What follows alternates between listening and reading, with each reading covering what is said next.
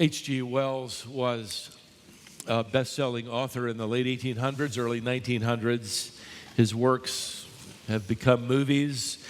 Maybe you've seen adaptations, The Time Machine, The Invisible Man, The War of the Worlds. By the end of his life, he was an agnostic at best, if not an atheist. He famously wrote on one occasion these words. He said that religion, or faith, it collapses in the face of calamity. He was convinced that faith collapses in the face of calamity. He once described his view of God this way. He said, the world is like a great stage production, directed and managed by God. As the curtain rises, the set is perfect to treat for every eye.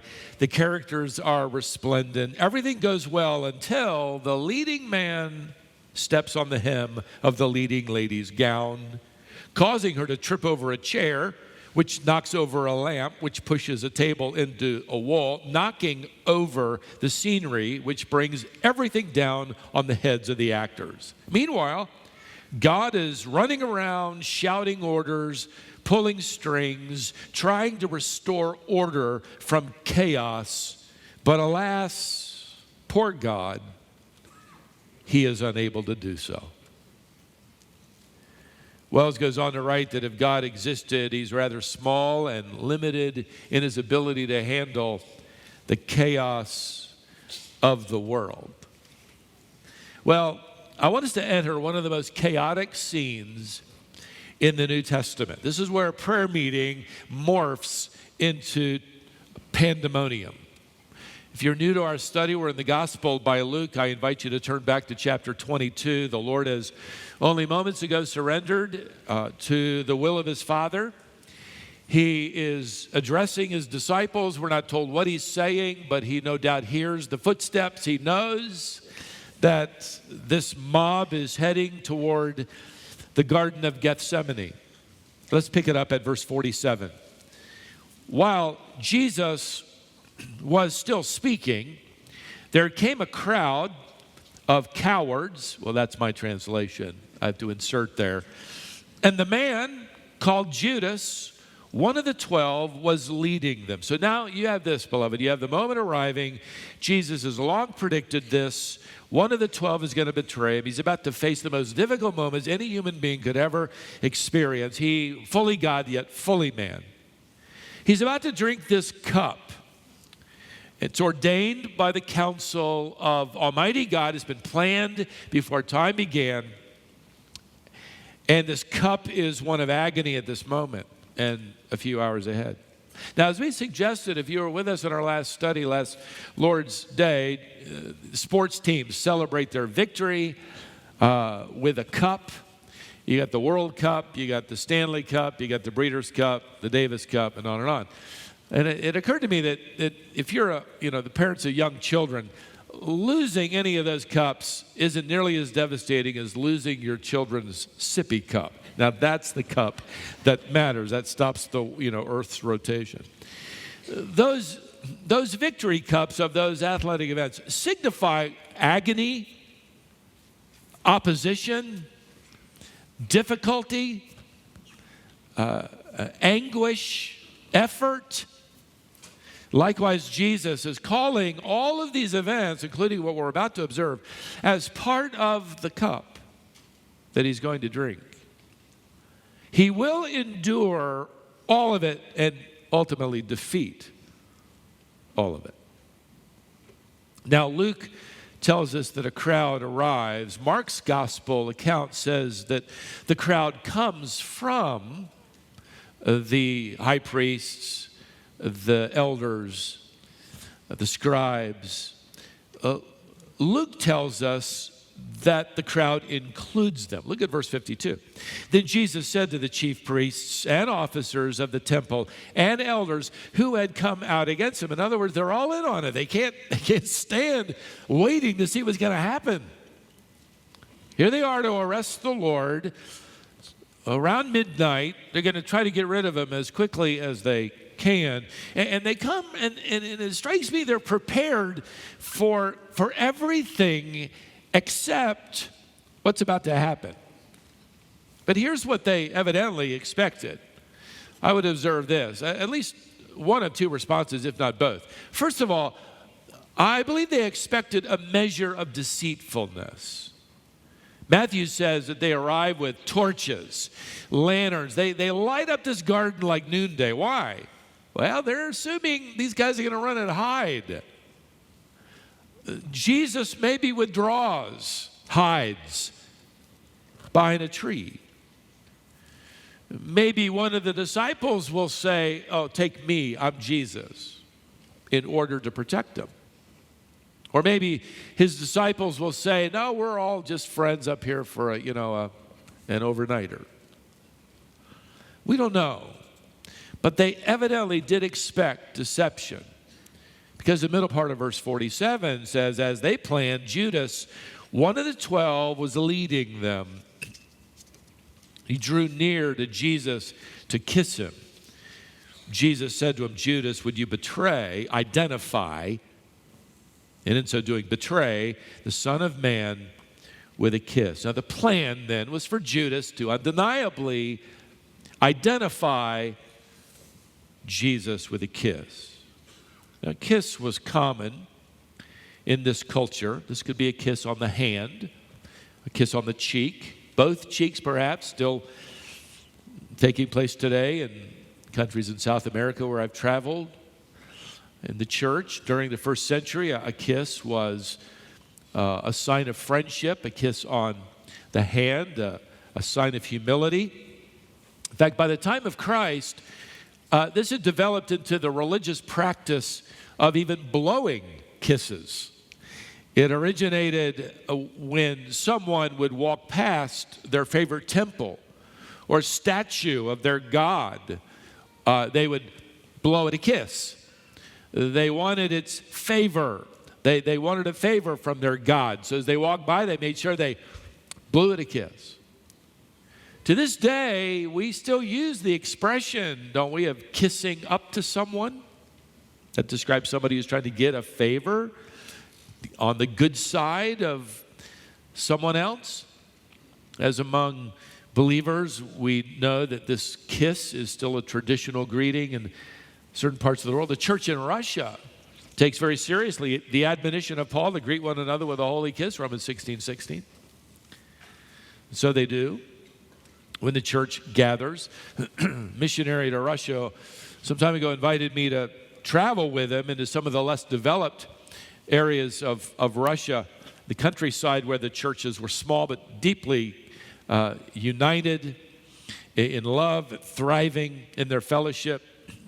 But he told me that if I came, I needed to be prepared for this tradition where they greeted one another with a kiss on the lips. And I said, "Wait, you mean the men and the women?" And he said, "No, just the men. They greet one another with this smack on the lips." He said, "Stephen, it's customary, it's quick. They all have thick beards. You won't feel a thing." I never went to Russia. Not because of that, but it just didn't work out for me. Well, it's interesting that Luke kind of glosses over. In fact, you're not even sure that Judas kissed Jesus. You have to go over to Matthew and Mark, where they actually use a compound word that intensifies it, which you could translate shower with kisses, which now makes this all the more despicable, doesn't it? This over-the-top display of affection, false affection. Have you ever thought about, though, what's happening in the spirit world behind the scenes at this moment? You have the serpent embracing the Son. You have a satanically empowered deceiver embracing the deliverer. And Jesus knew it. Now, you might wonder why Jesus doesn't perform a miracle and Judas is reduced to a little pile of sawdust. I would have been tempted. How dare Judas kiss the Savior as if he cares about him? He's already sold him for the price of a disabled slave. Betrayal is a terrible thing. But when it comes with a kiss, even more so.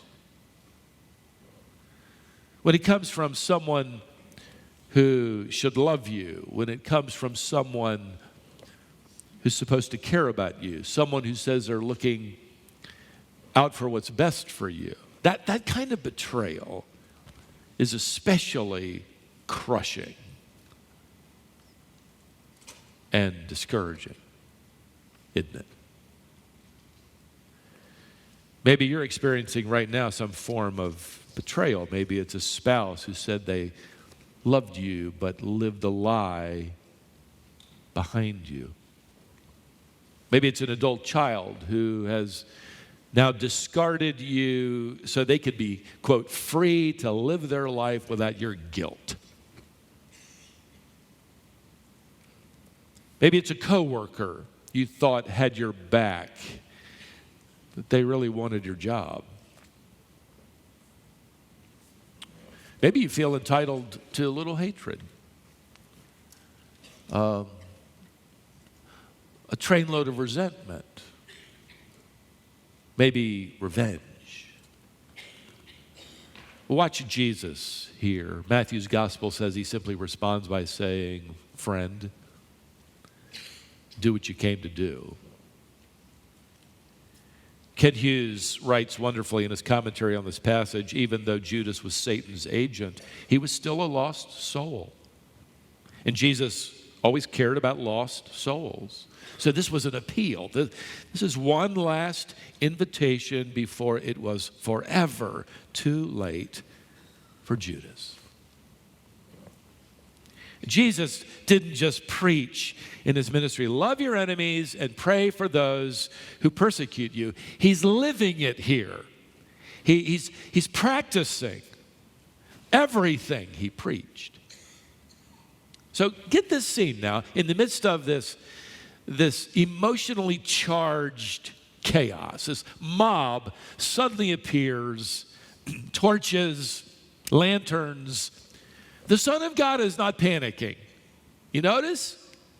He isn't running around trying to, get the lamp set back up and get the scenery up and get everything back in order. No, you look at the Son of God here in the midst of this chaos, and he is perfectly composed.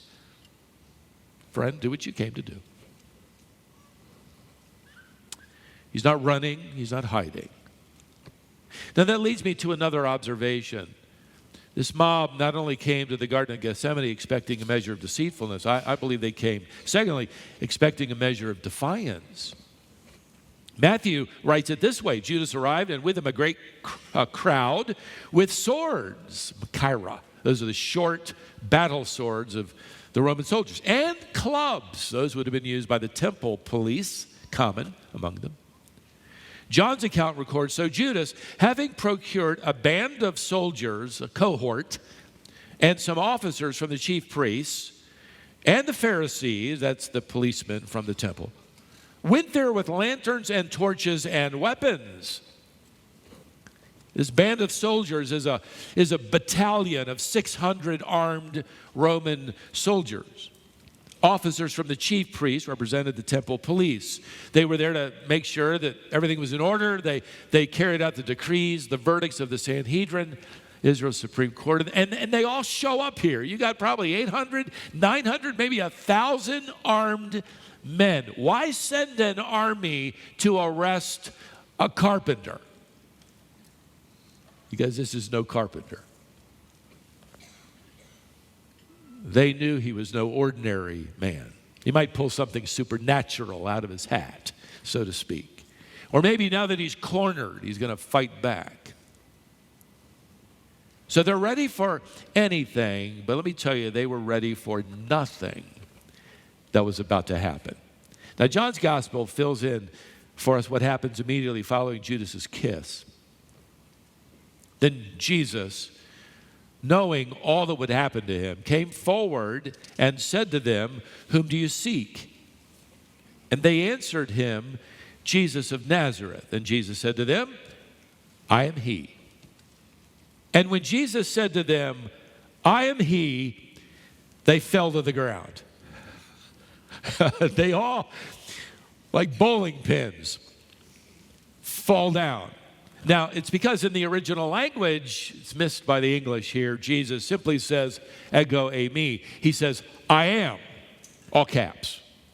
This is the same expression, by the way, God used in giving Moses his name. Moses says, "Who should I, say, send me?" And he says, God says, "Go back to them and tell them my name. My name is I am." The Septuagint translates it, "Ego eimi," I am, the verb Yahweh, Jehovah, most often translated Lord. So get this, Jesus is announcing to them that the one who spoke to Moses at the burning bush is now standing before them at the Garden of Gethsemane. Ego eimi, wham, they fall down. Just one little declaration of his divine nature. And they all did what we all would do in the presence of God. We would fall prostrate. So make no mistake here, beloved, Jesus, the Son of God, is in command. They're not arresting him. He's arresting them. He's going to help them. He's going to wait, John says, for them to get up. Can you just see those guys, 1,000 of them, getting back up? And then he says again, "Whom do you seek?" Jesus of Nazareth. I am. In the Garden of Eden, the first Adam sinned against the will of God. In the Garden of Gethsemane, the second Adam surrendered to the will of God. In the Garden of Eden, the first Adam ran and hid in his sinful humanity. In the Garden of Gethsemane, the second Adam steps forward and announces his deity. What's happening here is not the decision of the Sanhedrin. It has nothing to do with the Roman soldiers, the temple police, the emperor.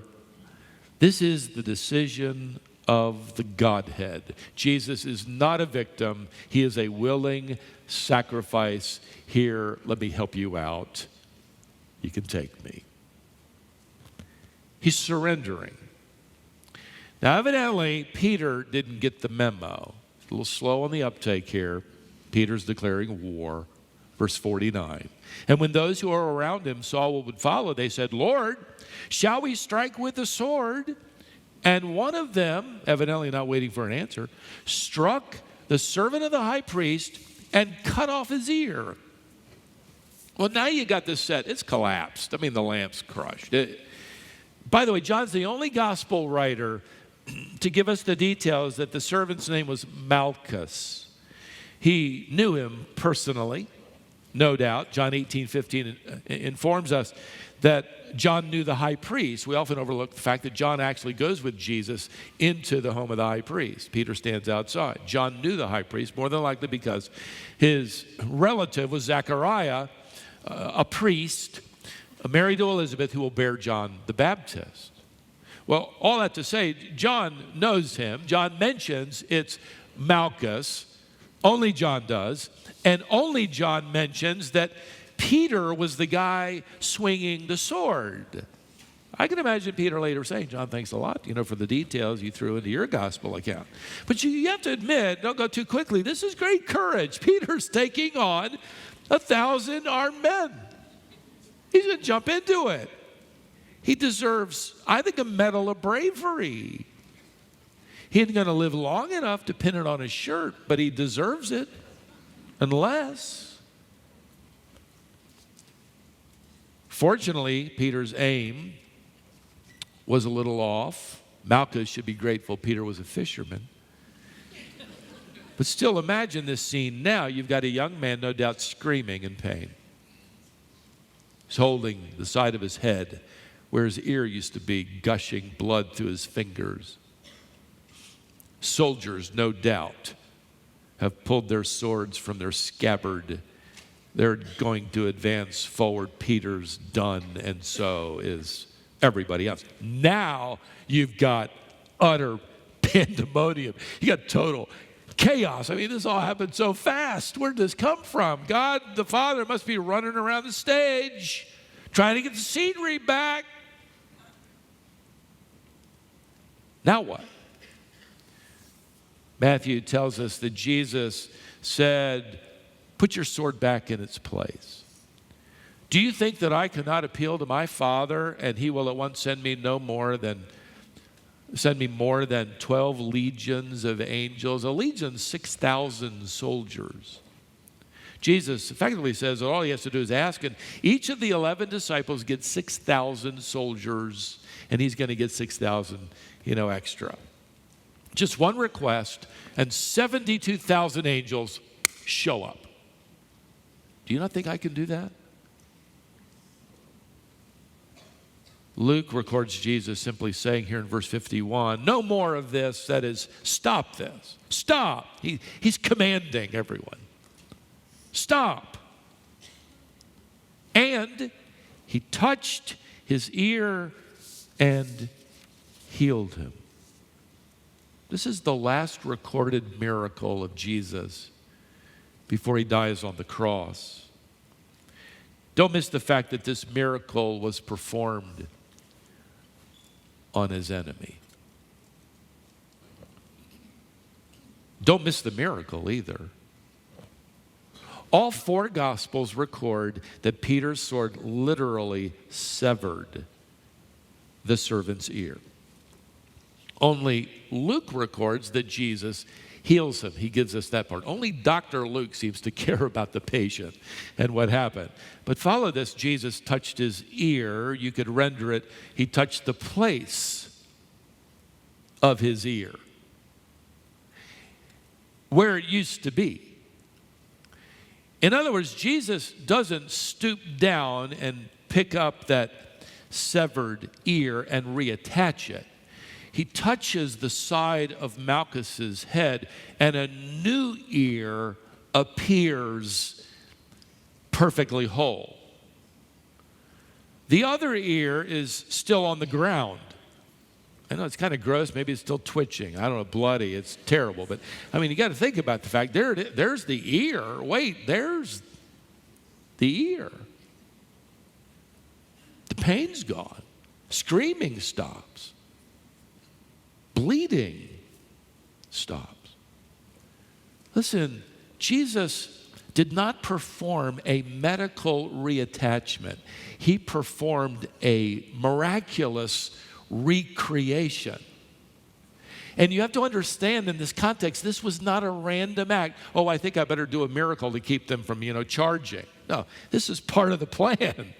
This is amazing here. It's woven into the Lord's plan from eternity past. Jesus has just announced to this mob that he is the great I am. He is Yahweh in the flesh, Jehovah, Lord. Only God can create something out of nothing. Well, okay. I'll create something out of nothing. A brand new ear. Many believe that John specifically mentioned the name of Malchus because we learn from early church history that Malchus became a follower of Christ. I could understand why. To the day he died, that was probably his good ear. Now let's again model the heart of Jesus. He had a way of seeing an enemy and seeing a potential disciple. Who do we see? Growing list of enemies? Or a growing list of needy potential disciples? Now, with that, he has a serious warning for these religious leaders. I think he's giving them one more chance of sanity and humility. Verse 52, then Jesus said to the chief priests and officers of the temple and elders who'd come out against him, have you come out as against a robber with swords and clubs? When I was with you day after day in the temple, you didn't lay hands on me. But this is your hour and the power of darkness. You might circle that word hour and do your own study. I did a very brief one in mine. How the Lord used it. He would say often, this is not my hour. Then in John 17, he says, Father, this is the hour. It's time to be glorified and to glorify you. But he says to them, this is your hour. This is the hour that's going to demonstrate the power of darkness. In other words, this is the hour when hell will do its worst. When the power of darkness seems like, hey man, it's gonna win the day.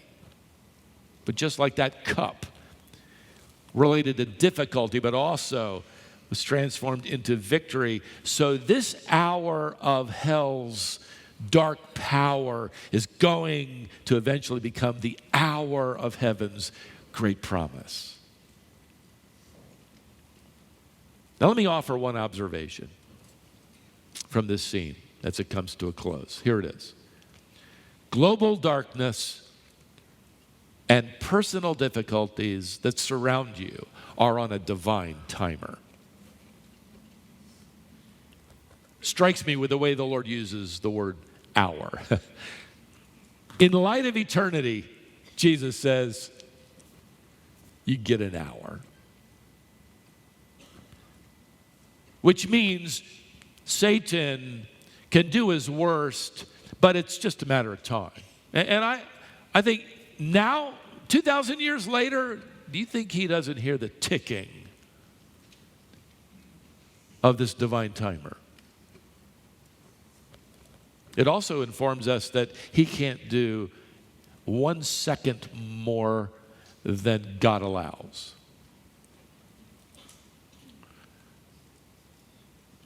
Compared to eternity, he's just got 1 hour. Time changes, doesn't it?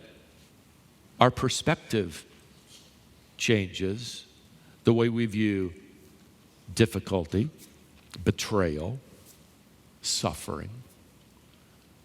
The Apostle Paul was beaten, stoned, shipwrecked, abandoned, imprisoned, destined to be beheaded. And yet he would write, for this light, momentary affliction.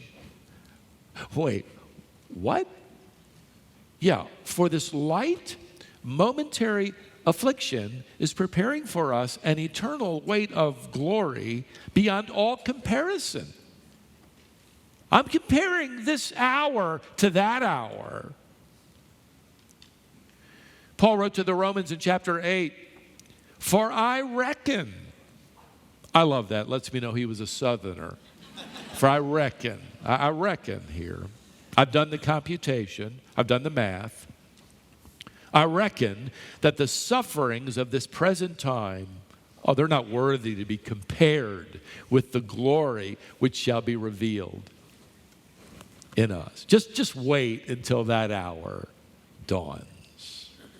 The Apostle Peter had this view as well of the divine timer. He never forgot this event. He writes this, in this you rejoice, though now for a little while, if necessary, you've been grieved by various trials for a little while. Now look, Peter suffered for decades until he was finally executed by crucifixion. Just a little while. He learned to compare what was happening today with what will happen on that day. So Jesus is not overwhelmed in the garden. He's in total control of the actors and the set and the stage and the drama and the outcome. fact, he's written the script. So you can trust him today, in this hour, wherever you are. Let's act and live in a way that proves all those agnostics, atheists, people like H.G. Wells wrong. Your faith does not need to collapse in the face of calamity. And that's because you know, as we've seen here in the garden, that in the midst of calamity, Jesus Christ, the great I am, is in total control.